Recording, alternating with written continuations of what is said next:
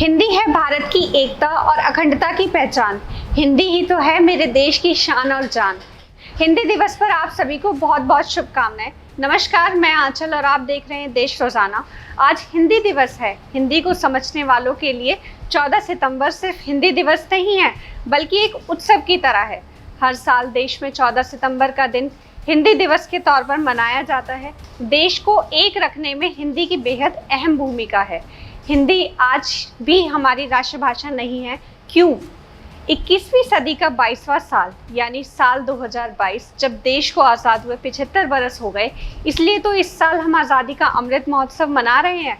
अपनी संस्कृति और सभ्यता पर गौरवान्वित हो रहे हैं। आज विश्व के विकसित देश भारत को सम्मान की नज़र से देखते और सम्मानजनक व्यवहार करते हैं। दुनिया भर में भारतीयों को व्यापक सम्मान मिल रहा है, लेकिन एक प्रश्न है जिसका उत्तर अभी तक नहीं मिला या फिर तैयार किया गया है कि भारत की राष्ट्रभाषा क्या है।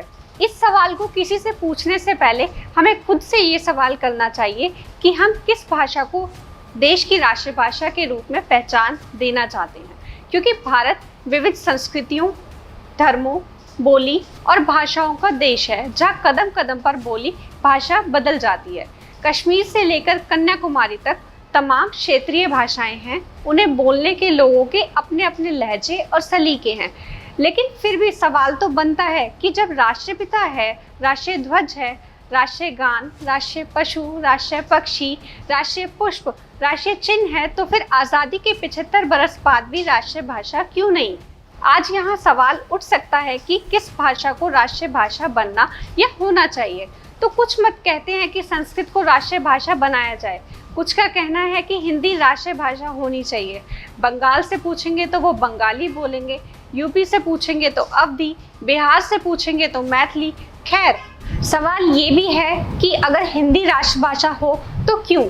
तो इसका उत्तर ये है कि हिंदी इसलिए क्योंकि देश में हिंदी सबसे ज़्यादा बोली और समझे जाने वाली भाषा है।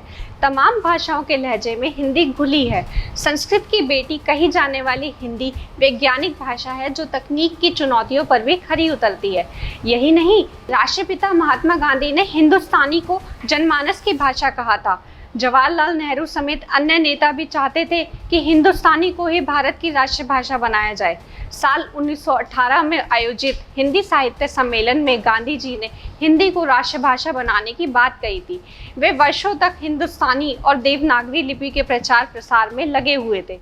उन्होंने हरिजन अखबार में लिखा था कि हिंदुस्तानी भाषा को कठिन संस्कृत वाली हिंदी और फारसी से भरी उर्दू भाषा से अलग होना चाहिए, जो कि इन दोनों भाषाओं का मिश्रण हो।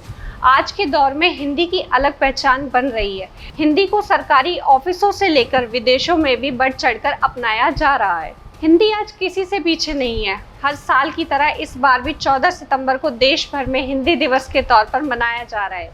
यही नहीं, सुजलम, सुफलम, मलयज, शीतलम गीत भी कुछ बांग्ला मिश्रित शब्दों के साथ हिंदी में गूंजता है। आज विश्व भर में हिंदी की धाक है। आंकड़े गवाह हैं कि विश्व में बोली जाने वाली भाषाओं में हिंदी तीसरे स्थान पर है। इतना ही नहीं, विश्व के लगभग 160 देशों में हिंदी बोली और समझी जाती है। विश्व में 1 अरब 30 करोड़ से ज़्यादा लोग हिंदी बोलते हैं।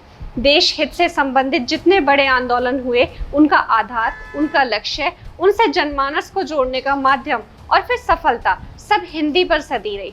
हमें ये भी नहीं भूलना चाहिए कि आज़ादी की लड़ाई में गैर हिंदी भाषियों ने भी आंदोलन को गति देने के लिए इसे आगे रखा।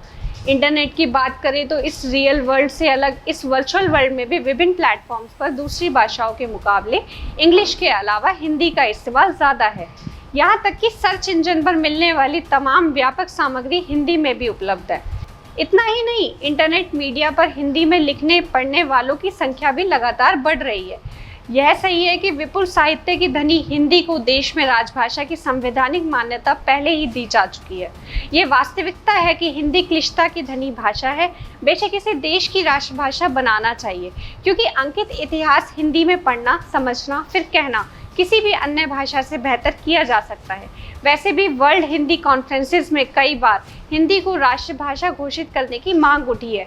ऐसे में इस सवाल के वाजिब जवाब के लिए बेशक गंभीरता से विचार हो कि देश की राष्ट्रभाषा भी तय होनी चाहिए, जो कि हिंदी हो। क्योंकि पर्सनली मुझे खुद को कई बार लगता है कि हम अपने भावनाएं जितनी बेहतर तरीके से हिंदी में कह सकते हैं, समझा सकते हैं, किसी दूसरी भाषा में संभव ही नहीं, क्योंकि हिंदी भावों की भाषा है। तभी तो दुनिया भर में सबसे ज़्यादा लोग हिंदी फिल्मों के गाने पर झूमते हैं। समझें तो भी, ना समझें तो भी, भाव उन्हें सब समझाते हैं, क्योंकि हिंदी हर मन की पहुंच में अपना स्थान रखती है। इसलिए भारत की राष्ट्रभाषा बेशक हिंदी ही होनी चाहिए। ऐसी ही तमाम खबरों के लिए बने रहिए और देखते रहिए देश रोजाना।